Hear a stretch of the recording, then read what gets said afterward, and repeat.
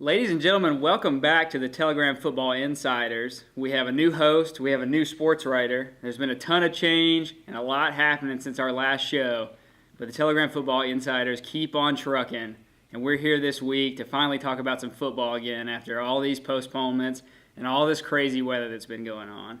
But before we talk about football games, we should let Patrick Mason, our new sports writer, introduce himself. So Patrick, tell us a little bit about yourself and where you're coming from.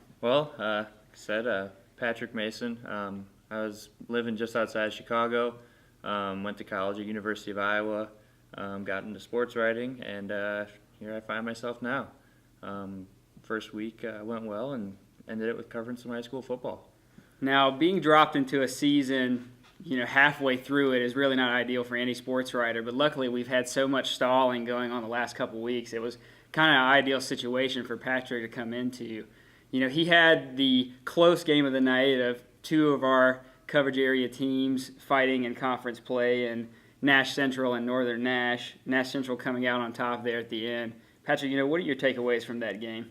Like you said, it was a really close game, and things were not going well for Nash Central early on. Just so many turnovers. They actually fumbled away the opening kickoff, gave up some points.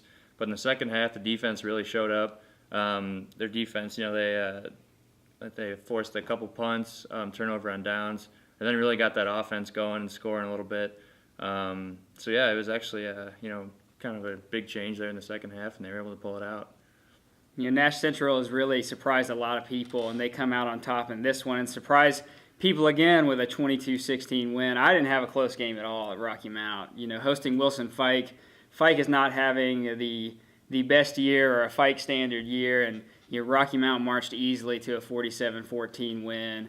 The Griffons put together two really big runs to start the game. They have a big reverse play with DeChell Rivas that goes for 53 yards and another score. They had a 35-0 lead at halftime. I mean, the game just wasn't really close at all, but it was a game that has allowed Rocky Mount to build to a big clash with Southern Nash next week. And as we know, Southern Nash walking away with a 35-6 win against Wilson Hunt.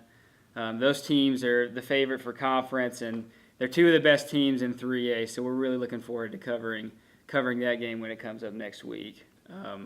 Patrick, what are your takeaways from your first week here in Rocky Mount? Like I said, I only got to see one football game here, but the talent is, it's pretty impressive. Northern Nash, brought in a sophomore quarterback, Devontae Wiggins, big kid, 6'3", he's got a real big arm. He overthrew, I think his first four throws overthrew a bunch of guys, but that's just testament to his arm strength. He could probably throw it 60 yards. Running back, Royster, he was saying at the end of the game that by the time Wiggins is a senior, he's really going to get some looks, and the team is kind of really high on this kid. So it's interesting to see. They gave him a shot there, and he almost orchestrated a comeback.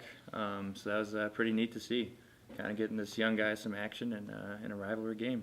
Sure. Devontae's probably a little gun-shy, just like I am right now in the host chair, so we're going to end it now so I don't talk myself into a hole.